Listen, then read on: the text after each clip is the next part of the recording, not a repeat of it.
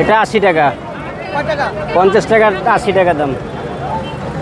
এটা হলো 20 টাকার নোট, এটার দাম 50 টাকা নিতেছি এখন, পরে কমে যাবে, মনে করেন যে কালকেই কমে যাবে ইনশাল্লাহ, এটা কোনো সমস্যা নাই। নতুন এই কারণে 2-1 পিস বেশি, এই জন্য এটা হলো আপনার 1000 টাকা নোট, মাত্র 1050 টাকা নিতেছি। নতুন টাকার চাহিদা কেমন? এটা তো কুরবানির ঈদ, এত চাহিদা না, নতুনের কারণে মনে করেন 2-1 কাস্টমার বেশি শখ যাদের, এরাই এসে মনে করেন যে কিনে। এছাড়া যাদের শখ নাই, তাদের প্রয়োজন নাই, তারা ঈদের পরে দেখা যায় যে 1000 টাকা 1010 টাকা দর নিবে না।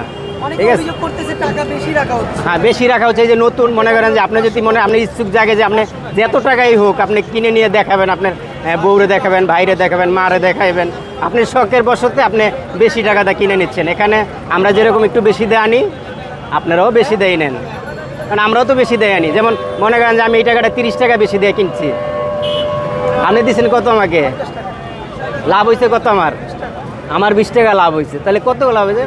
বেশি একটা লাভ হয় নাই।